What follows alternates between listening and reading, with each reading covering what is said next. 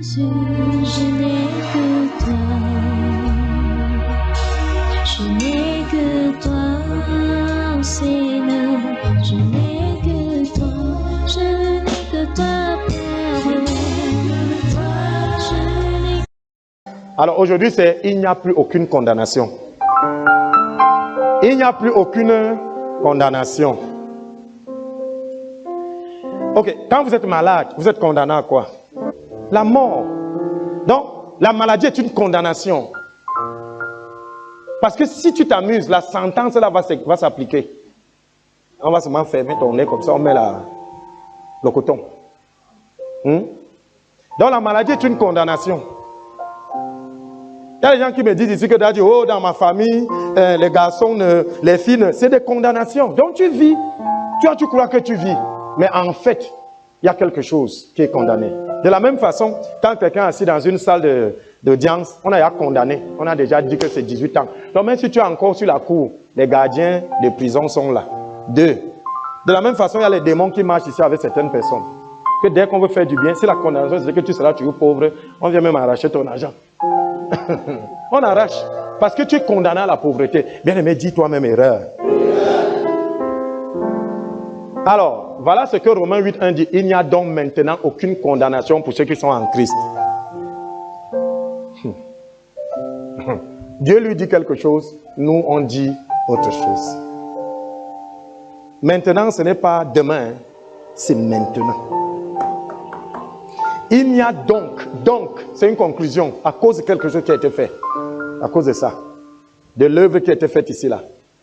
À cause de ça, il n'y a donc aucune... Donc ça veut dire quand tu portes ça, dès que tu es un peu malade, tu enlèves ça, tu poses là.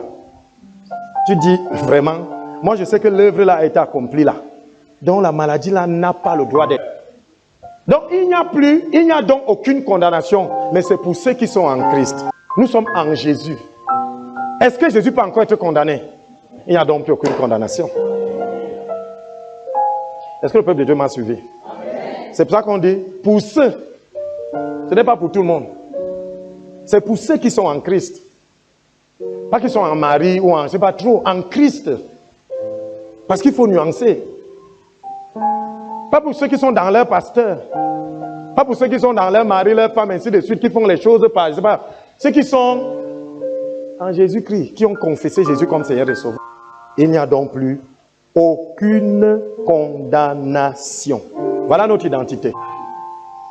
Ça veut dire que, quoi que vous fassiez, quoi que vous soyez dans ce monde, bon, mauvais, machin, ce qui est important, c'est votre carte. Et votre carte, c'est qui? C'est Jésus. C'est pour ça qu'il n'y a plus de condamnation pour ceux qui sont en Christ. Parce que votre carte, c'est lui. Même les démons n'y résistent pas. Même les démons n'y résistent pas. La Bible dit que celui qui veut se justifier par les œuvres est déchu de la grâce et Jésus ne lui sert à rien. C'est biblique.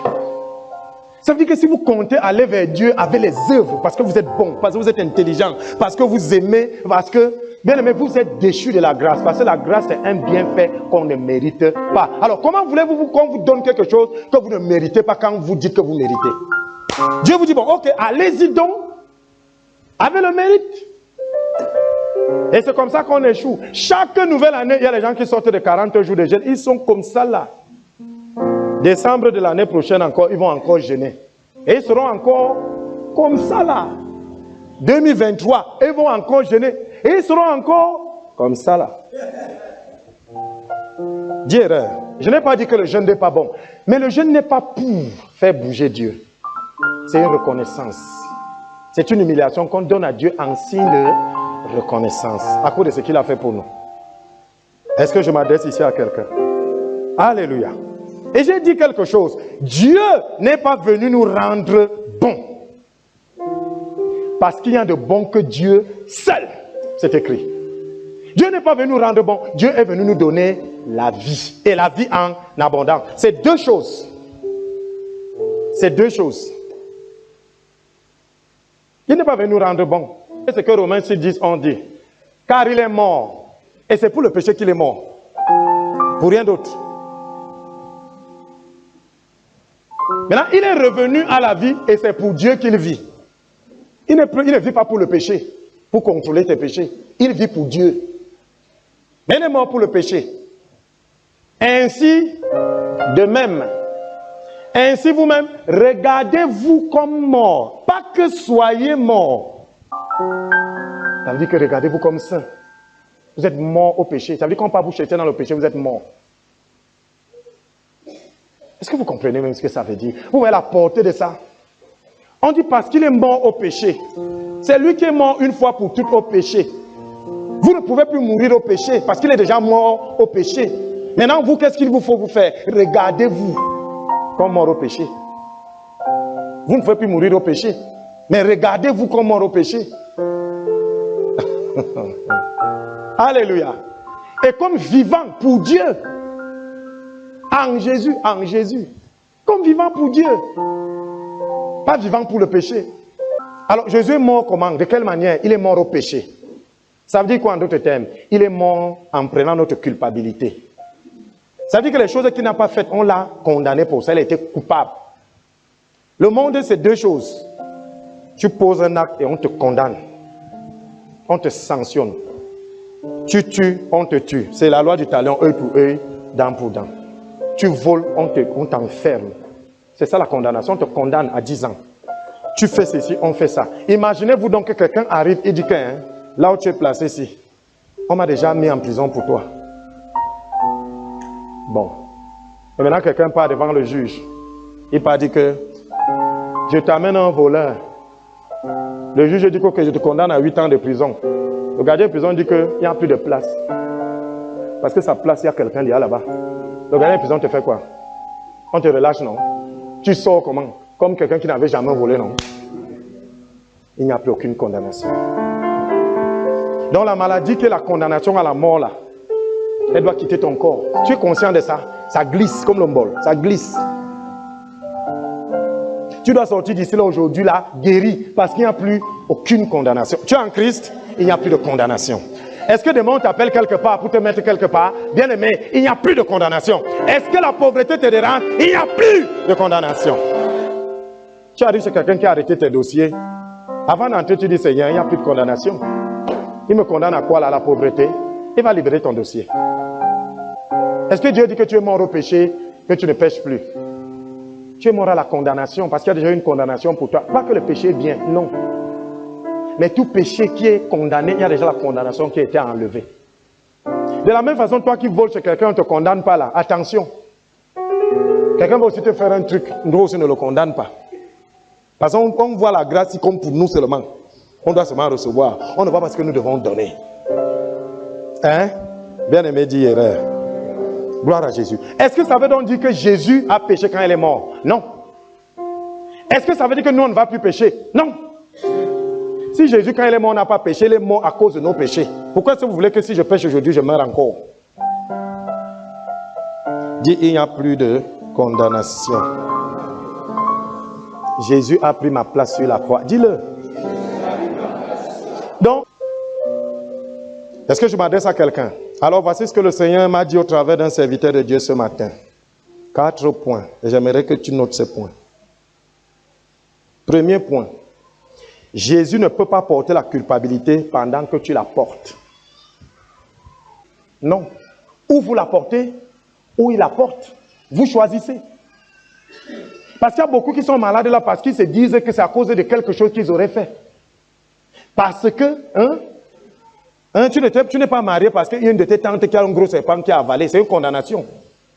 C'est 2. La culpabilité ne peut pas être à 2 endroits au même moment. Soit elle est sur lui, soit elle est sur toi.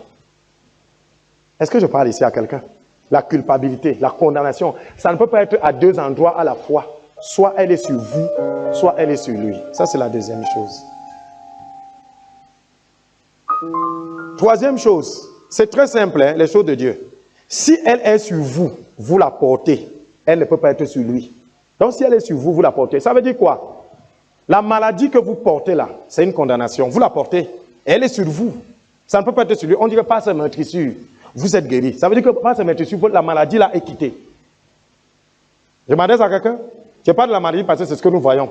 Le reste des condamnations, la pauvreté, machin, tout ça.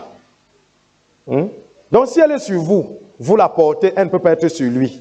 Si elle est sur lui, alors elle ne peut pas être sur vous. C'est pour ça que quand vous confessez que par ce meurtrissure, je suis guéri, c'est un transfert que vous êtes en train de faire. Vous lui rendez ça. C'est venu sur vous, oui. Nous sommes des êtres humains. Mais rendez-le lui. Ne portez plus ça. Je m'adresse ici à quelqu'un. Quatrième chose qu'il m'a dit. Là où est la culpabilité, il ne peut y avoir la restauration. Si la culpabilité est sur lui, la restauration est sur vous. Mais lui n'a pas besoin d'être restauré, il est déjà restauré. Donc si la culpabilité est sur vous, la restauration n'est plus là. Ces deux choses-là ne marchent pas ensemble. Est-ce que je parle à quelqu'un? Et Jésus a accompli tout cela pour nous. C'est vous-même, c'est à vous de voir. La Bible dit que mon juste marche par la foi. C'est un problème de foi, de croyance. Est-ce que tu crois que là où tu es là, tu n'es plus coupable? Oui. Dans le Lévitique, il y avait 5 offrandes. Les holocaustes, l'offrande végétale, le sacrifice de communion, le sacrifice d'expiation et le sacrifice de culpabilité. Jésus a fait tout ça sur la croix. Pourquoi est-ce que je cite ces 5 choses? Parce que chacun d'entre nous, ici, là, généralement, l'holocauste, il ne connaît pas. L'offrande végétale, il ne connaît pas. Les gens qui ne savent pas qu'il faut donner la nourriture. Rares sont ceux qui le font. Le sacrifice de communion, hein? Mais le sacrifice de culpabilité, beaucoup là, parce que tout le monde ici se sent souvent coupable. Donc Dieu m'a donc demandé de te parler ce matin du sacrifice de culpabilité. Comment ça s'est passé avant? On va voir Lévitique 6, 4, 5. La Bible dit, alors si quelqu'un a péché et qu'il est coupable, il arrivera et il rendra l'objet. Vous voyez, il rentre dans l'Ancien Testament. Il rendra l'objet qu'il a volé ou la chose qu'il a estorquée. Amen. Ou le dépôt qui lui a été confié, ou la chose perdue qu'il a trouvée. Quand vous ramassez quelque chose, vous avez volé. Selon la loi, c'est pour toi. Vous comprenez? Donc on ne peut pas être bon. Tu ne ramasses pas, quelqu'un va ramasser. Donc mieux tu ramasses. Donc, vous voyez donc non, la chose qu'il a trouvée. Vous voyez que c'est la même chose que estorquer. Voler. Voilà, trouver. Même chose. Donc changeons un peu cette façon de penser là. Arrêtons. Dépeupler l'enfer, hein, dépeupler l'enfer.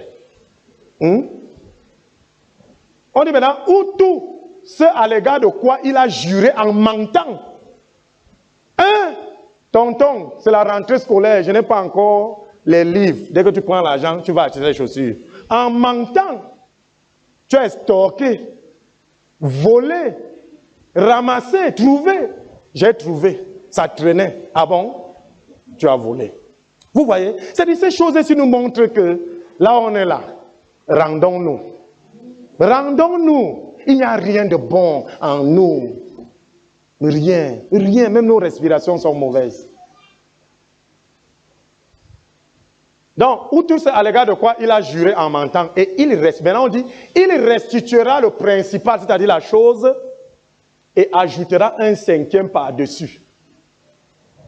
Il le donnera à celui à qui cela appartient le jour de son sacrifice pour le délit, donc le sacrifice de culpabilité.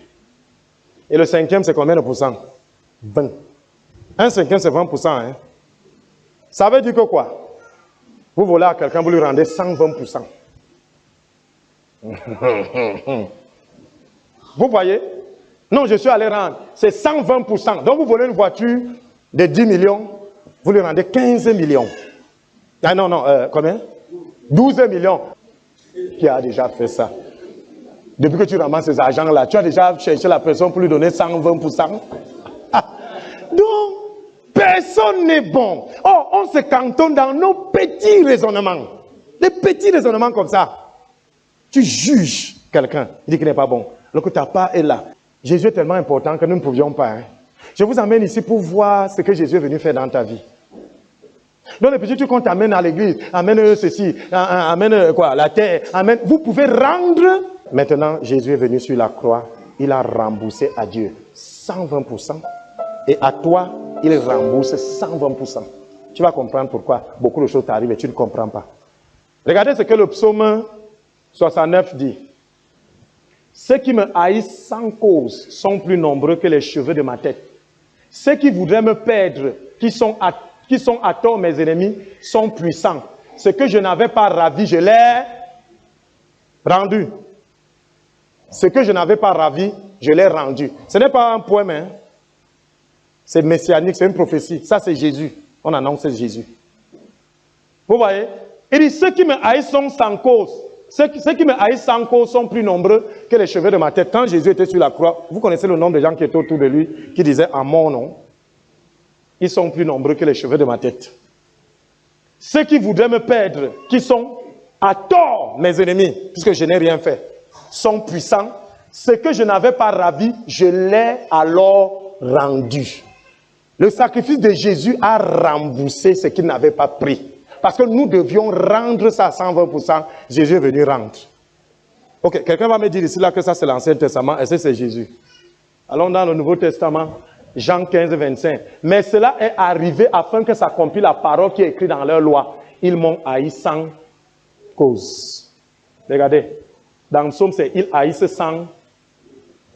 C'est comme ça qu'on lit la Bible.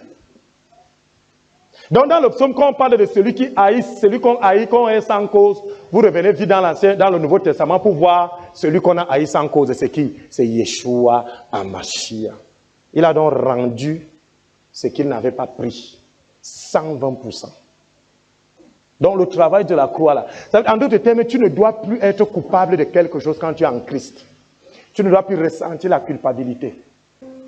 Tant que tu es coupable, tant que tu donneras la raison à quelque chose pour t'arriver, la chose là a le droit d'être là. Maintenant, vous avez une maladie dans votre corps. Si vous trouvez vous-même une raison pour laquelle la maladie reste, elle restera. Ayez donc un nouveau regard sur la croix. C'est le symbole de votre délivrance. Désormais, quand vous avez la petite croix là, ce n'est pas le signe ici. Ça doit vous rappeler que toutes les condamnations ont été enlevées là-bas. Vous n'y a plus aucune condamnation pour celui qui est en Jésus. Tu as droit à 120% de restauration. Et regardez donc, souvent il y a un phénomène que moi j'ai vu dans mon propre corps. Parfois j'ai mal. Alors quand j'ai mal, je peux avoir mal aux pieds. Maintenant, je guéris par la foi. Alors je commence à masser là, par ce mètre ici, je suis guéri et tout et tout. Et quand ça guérit, j'ai fait une remarque. Je me sens mieux là et le reste du corps devient comme si c'est imparfait. Je reprends. Parfois je peux avoir mal ici, le côté droit, le pied droit. Alléluia. Par ce meurtre ici, je suis guéri. Moi, je connais cette histoire bien. Il n'y a plus aucune condamnation. Même si j'ai traversé quoi, même si tu as versé l'eau du cadavre, même si machin. Verse même l'eau de quelqu'un qui est ressuscité, c'est ton problème. Il n'y a plus aucune condamnation. La condamnation, c'est quoi? C'est que si on verse l'eau du cadavre et que tu passes, tu es condamné à faire quoi? Les pieds gonflés, non? Ok. Mes pieds ont gonflé. Mais après, je dis, hey, il n'y a plus aucune condamnation. Il y a eu l'infraction, peut-être je suis sorti, peut-être j'ai fait un truc, non. Mais il n'y a plus de condamnation. Alors je proclame la guérison et j'y crois. Et la guérison vient. Ce que je fais donc comme remarque souvent, c'est que quand le pied droit s'y guérit, je sens plutôt mal dans le reste du corps. Beaucoup de gens disent que ça a voyagé, que c'est quitté du pied droit pour aller au pied gauche. Non, c'est parce que le pied droit, étant malade, a eu 120% de restauration. Et c'est là où Dieu m'a expliqué quelque chose. Gloire. Il me dit, quand je veux te restaurer, il a dit, le comment ne te concerne pas. Le diable n'aime pas attaquer les chrétiens affermis. Vous avez l'impression que quand vous avez déjà la connaissance, c'est comme si vous restez tranquille. C'est parce que le diable sait que comme vous connaissez, s'il vous touche, il va perdre ce qu'il a pris aux autres. Parce qu'il va rendre 5 fois. 5 fois. Vous connaissez la vérité et la vérité vous affranchira. Mais quand il te voit dans des choses bêtes là, il vient alors. Et il y a donc un phénomène dans l'église. On vient me dire que mon fils Malouma peut-être a volé. Je me retourne d'abord, je dis, tu n'as pas honte. Et dès que tu n'as pas honte, la honte vient. Oui. La honte vient se positionner sur lui. Et comme j'ai parlé devant les gens, il va d'abord faire semblant comme s'il n'y a rien là. Il va commencer à contourner les gens. C'est la honte qui est déjà sur lui, la condamnation de la honte. Et quand je dis, tu n'as pas honte, je lui dis quoi? Ne fais plus ça, hein. Ne pêche plus comme ça, n'est-ce pas? Pourquoi que j'ai fait quoi là? J'ai enfermé le péché. Premièrement, dès qu'on m'a dit qu'il est voleur, je l'ai condamné, j'ai fermé la porte, et après je lui dis que le péché sorte. C'est l'inverse que vous devez faire. Je lui dis, Maloua, je ne te condamne pas, mais ne pêche plus, ça va sortir.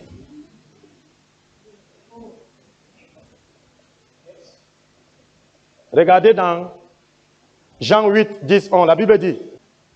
Et les femmes, où sont ceux qui t'accusaient? Personne.